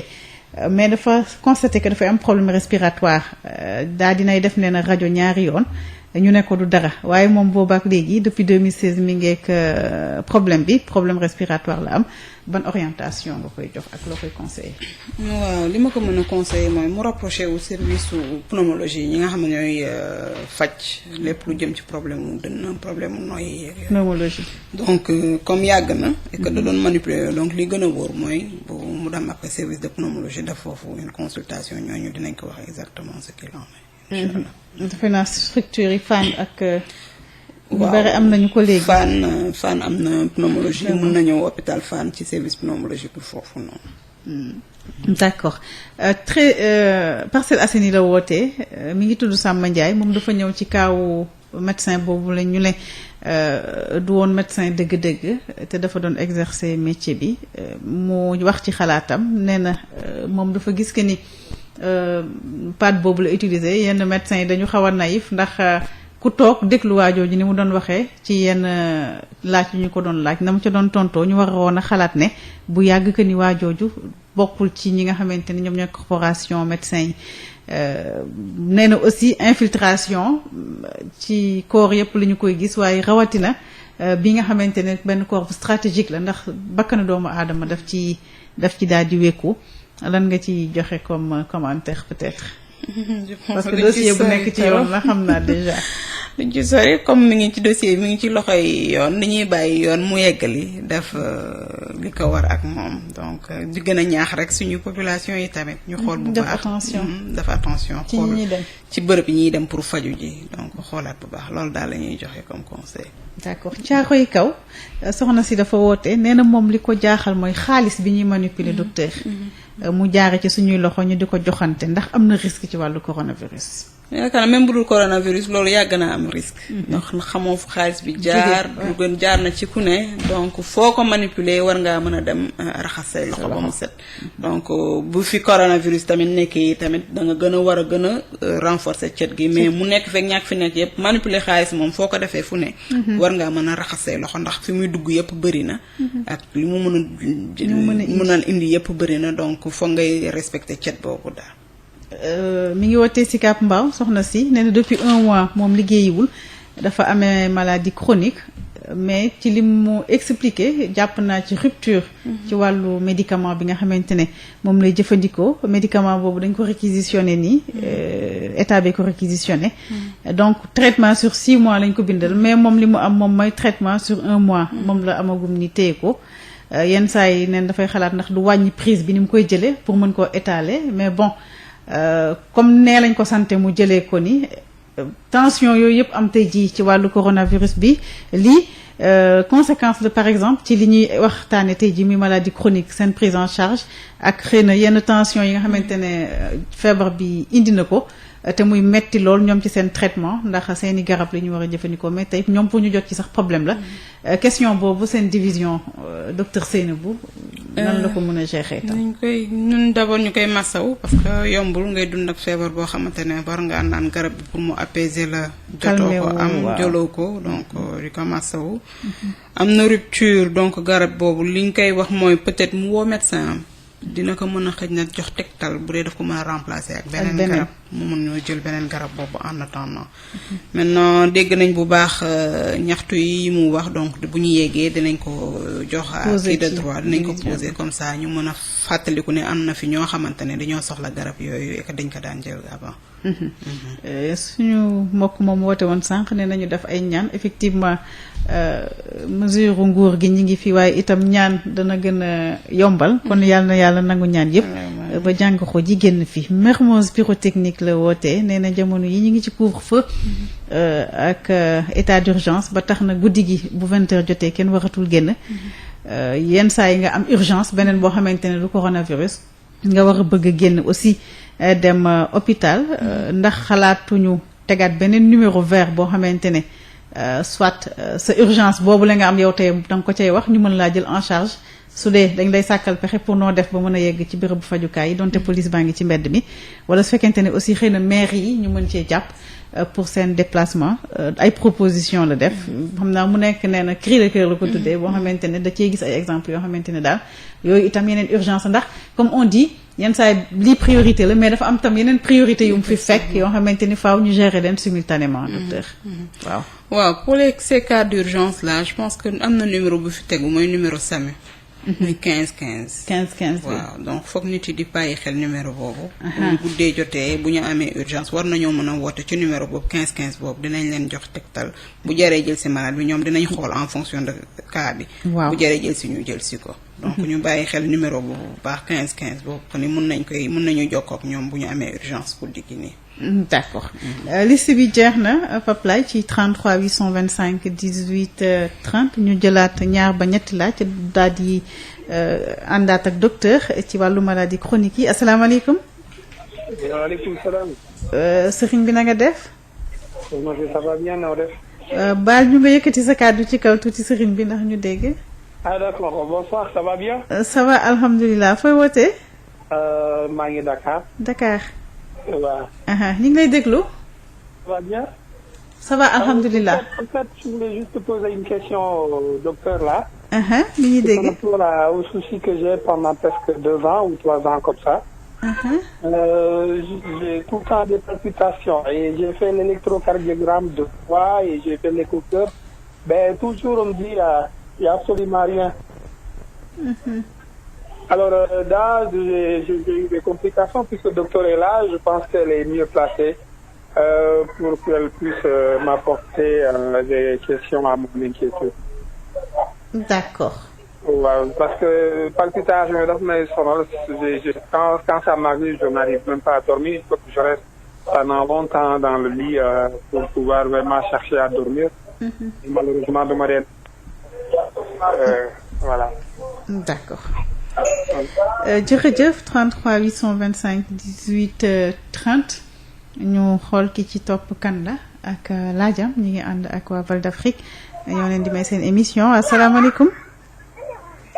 allo allo salaamaaleykum. waaleykum salaam wa rahmatullah. waaw lay neex sëñ Pamati. waaw sëriñ bi. day am bu baax a baax. fooy wootee.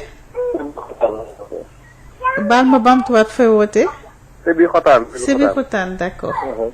ay ci ñu ngi lay laajte maladie bi corona bi waaw. ku ko am ak asthmatique. ku ko am ak asthmatique. ak asthmatique mbaa du am risque bu fois. mbaa du am. risque bu métti. risque yi lan la. voilà. d'accord. loolu laa doon laajte xanaa di leen jaajëfal di kontaan lool ci émission bi. merci beaucoup. allez merci beaucoup. merci 33 825 18 30 ñu jógee si bi xutaan xool keneen kuy ñëw asalaamaaleykum allo 33 825 18 30 ñu may ko tuuti mu yegg si ñu ngi ànd ak Val d'Afrique ordre des médecins ak Sud FM di dalal docteur Seynabou Mbow Kassé mu di chef bureau maladie cardiovasculaire ak métabolique division maladie non transmissible ministère santé ak action sociale te ñu ngi ci wàllu coronavirus ak risques yi ci nekk ci ñi amee li ñuy tuddee ay maladie chronique dégg ngeen ko sànq ci wàllu hypertension artérielle wax nañu diabète wax aussi luy demee ni ay asthme asalaamaaleykum allo sëriñ bi na nga def. sant yàlla bu baax. baal ñu nga yëkkati sa kàddu fooy wootee. man maa ngi woote Kër Samba Kane. Kër Samba Kane. waaw. waaw ñu ngi lay déglu. waaw affaire yi de moom doy na waa trop ñu ñaan yàlla jëlee ko ci jàmm. dégg-dégg bi neexul noonu de sëriñ bi su fekkee da nga sori sa combine peut-être nga gën ko jege ndax ñu déggante. waaw bi de réseau bi moo xaw a neex. waaw affaire yi la ñu ñaan yàlla jëlee ko ci jàmm ak salaam rek. allahumma amin. waaw doy na waa trop nekk na lool. waaw ñu ñaan yàlla nag ñu jeexal ko ci jàmm ak salaam. amin amin. nga delloo kenn ku nekk sa néeg. amin.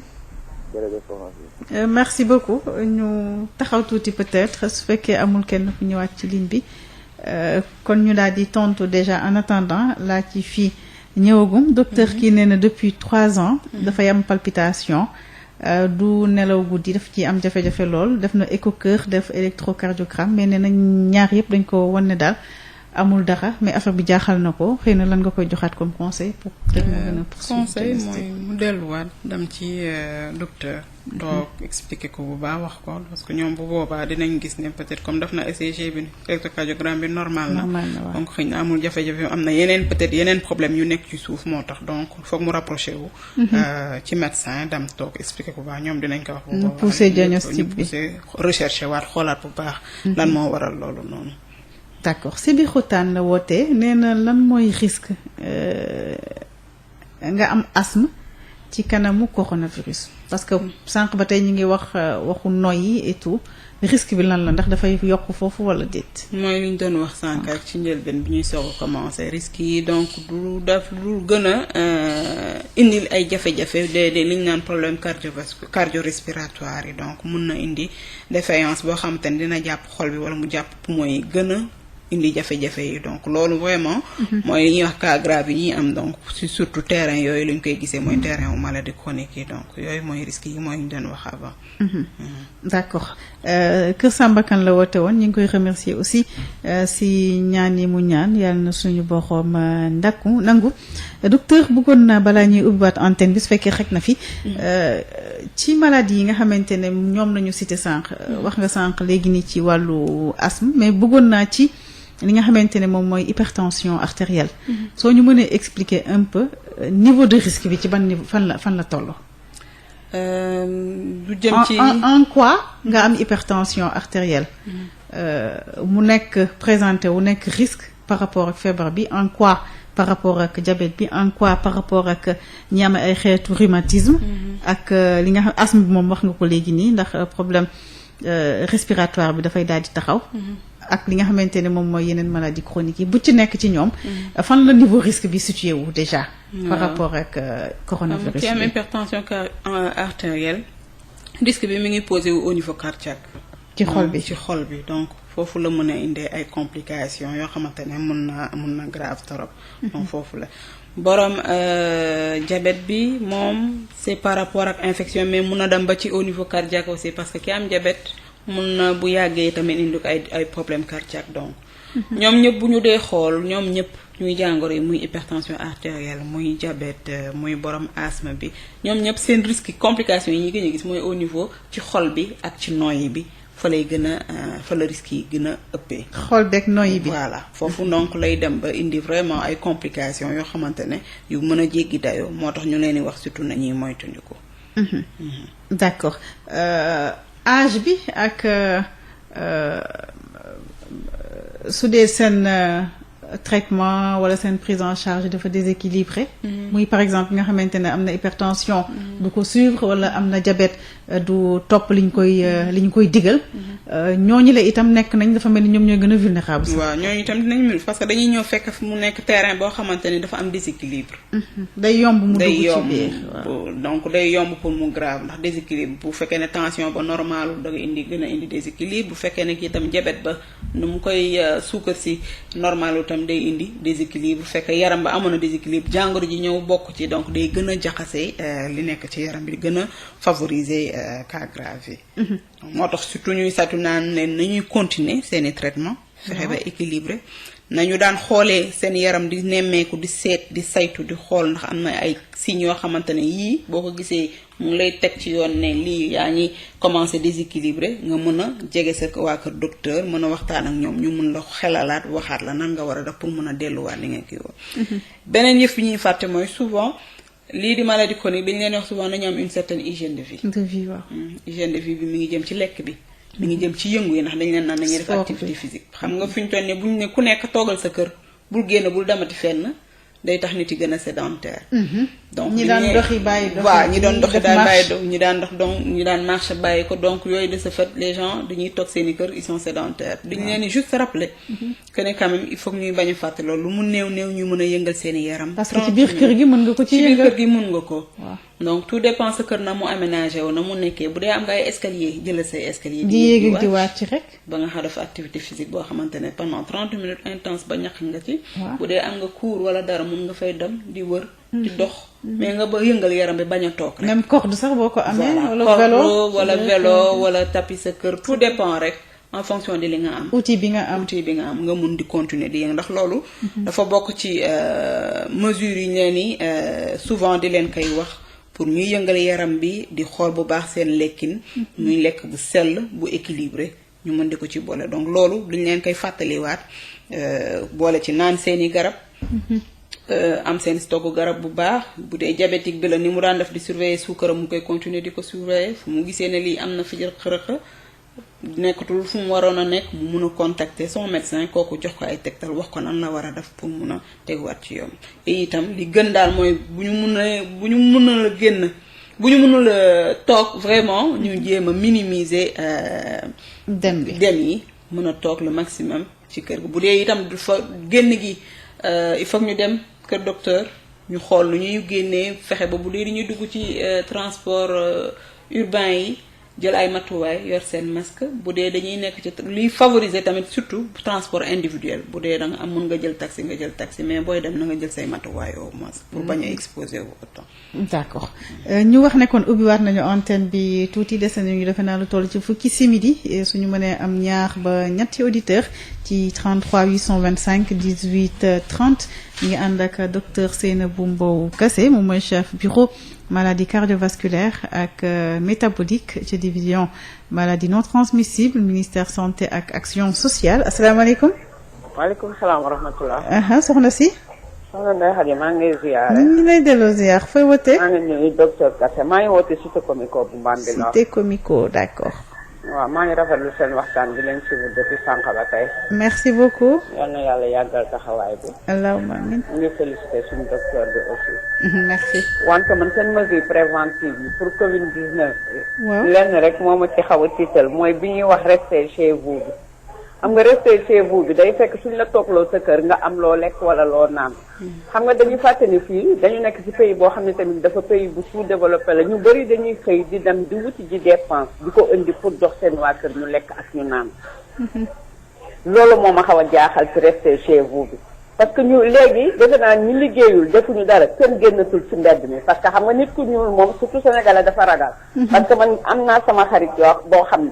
mi ngi feebar temps yi dekk bopp bi day métti mu mel ni tension bi dafa xaw a yéeg ma ne ko doo dem mi feesi la xam nga lu mu wax mukk duma dem di fa jële musiba naaru lay kon xam nga ñooñu ragal nañ ñu ci bëri ñuy xëy di dem dañuy wuti ji lu ñuy jox seen njaboot ñu lekk rester chez vous bi nag man d'accord naa su fekkee am na accompagnement suñu yombalee li nga xam ne nit ñi moom la ñu war a dunde mu wóor la ñu doo xëy di ko wuti ndax actuellement ñu bëri ñu ngi nekk chômage technique ñu bëri ñu ngi toog seen kër demuñu fenn kon xam nga ñun rester chez vous boobu moom vraiment dina xaw a doy waar ci nit ñi nekk ci ndax su dee dem seeti nit ak nit léegi kenn seetetul kenn ku ne dangaa tëju sa kër jàpp sa ay doom mais ñiy liggéey daal moom moo ma ci xaw a jaaxal. d'accord. waaw loolu xëy na benn kii bu ndaw bu ma doon def la rek. léegi mais sama docteur moom maa ngi ko posé benn question parce que ñoom xëy na ñoom ñu ngi ci hôpital ñu ngi ci district yi. mais man dama corona bi ñu ko toppee nii est-ce que tamit yeneen maladie yi su yàggee duñ leen xaw a fat parce que yeneen maladie yi nga xam ne ñemeeti ñoo dem hôpital pour dem ci seen rendez-vous wala ñu dem faju ji léegi ñooñu aussi seen état su gënee empiré wu fan la ñu ci jëm aussi. waaw maa ngi ñaan nag yal na yàlla jële jàngoro bi coronavirus bi yal na fi jógee dellu ba bu mu dellu fenn sax baaxul ci benn dëkk. yal nañu toog ba bokk ci ñi koy nettali. te ñi mu dal nag yal nañu wér ak jàmm ak salaam. may féliciter encore le personnel soignant vraiment ñu ngi leen di remercier di ñaan yal na yàlla yàggal seen taxawaay te sàmm leen ca parce que ñoom ñoo gën a exposé wu ñëpp. te yàlla dimbale ñu nag jàppale ñu ndax metti na lool te dara xewagul. te nii ma gisee état bi li muy continuer xaw ma nii affaire yi chaque jour ñuy am cas positif yi di gën a dolli damay ragal ñu jëm ci confinement total te su boobaa moom musiba naaru laay lay doon kon nag yal nañu yàlla jàppale dimbale ñu ndax mesure préventive ak tamit tàllal suñu loxo ñaan ci yàlla julli ci sang bu tedd bi mu jéggal ñu baal ñu te teggal ñu pandémie bi ndax lii mbas la test bi lii nattu la yal nañu ko teggal ci barke Seydina Muhammad sallallahu alayhi wa sallam ñu bokk ñu koy nettali maa ngi jéggalu nag parce que xaw naa guddal ci nii la koy jéggal jërëjëf Cité Comico la wootee Mbambilor xam naa ni su dee kenn la ñu ci des ñi ngi jéggalu ñi des ci ligne bi su dee am na ku ci nekk ñu jël ko waxtu bi dafa jege juróomi simili moo ñu daal di dese ñu daal di yeewi docteur Seynabou Mbow Kassé asalaamaaleykum. maaleykum asalaam wa rahmatulah. sëriñ bi na nga def. na nga def ça va. fooy wootee. maa ngi wootee Tivaouane. Tivaouane. waaw. ay ca ñu ngi lay déglu. waaw man daal kaw la mu doon wax. ku waafee ñii di wot dañ leen war a tere. daa nga ñëw ngay wotu départ fekk ni sànqal fa benn kër wala li ñuy wotee waxee nekk feebar loolu war a nay kër bi at. bu bëgg a wotu dama jënd laay set. waa kër wax la.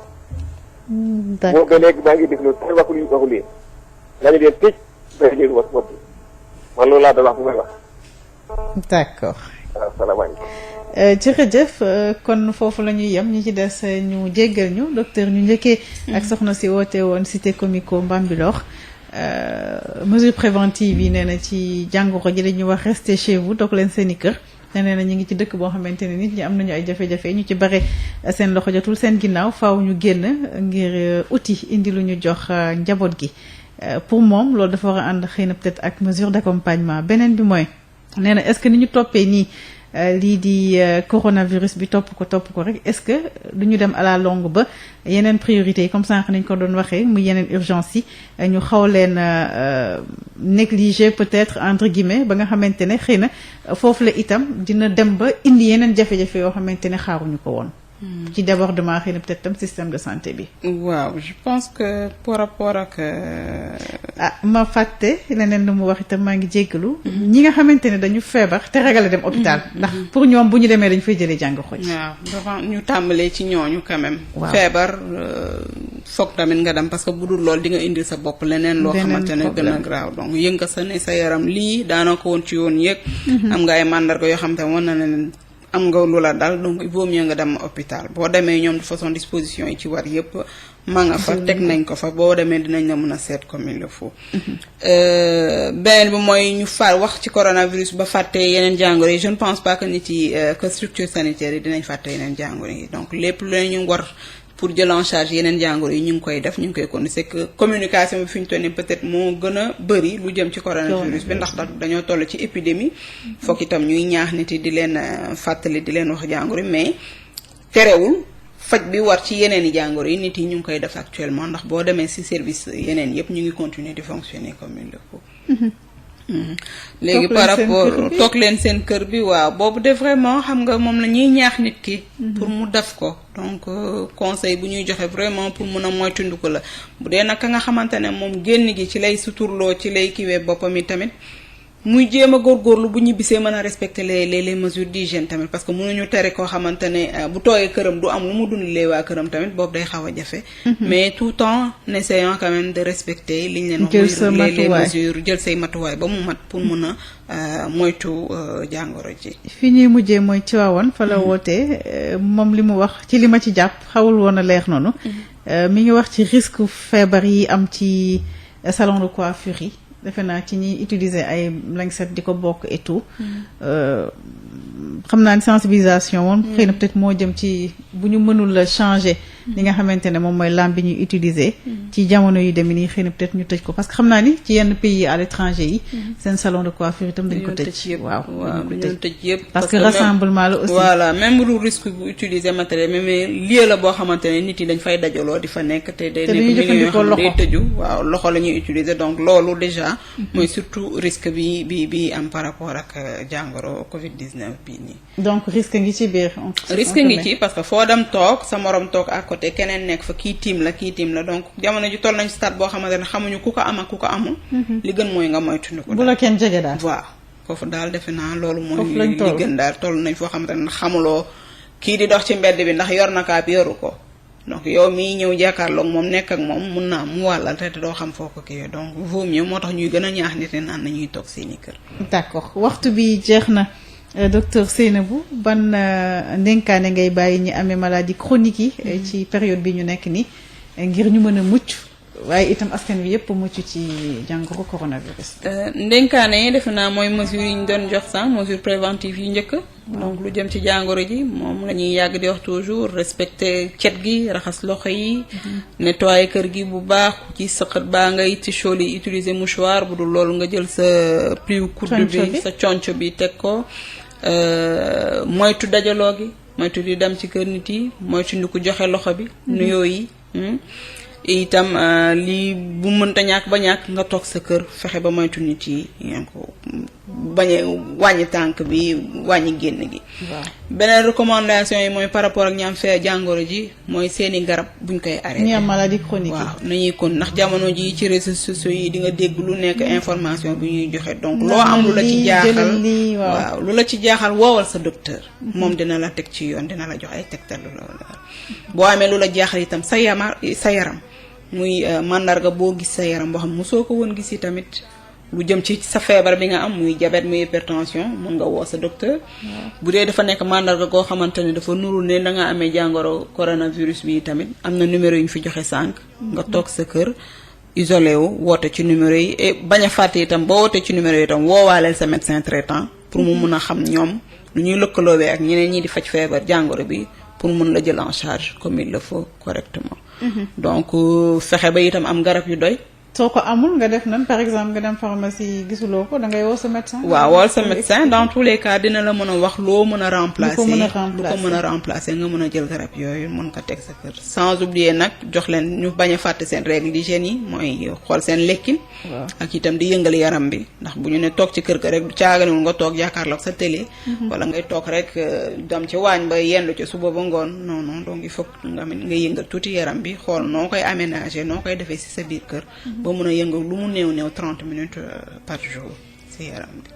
docteur Seynabou Mbow Kassé ñu ngi lay gërëm di la sant. maa ngi leen di remercier di la remercier yow Ndeye Khady di remercier auditeurs yi tamit ñu woote ñëpp. donc voilà.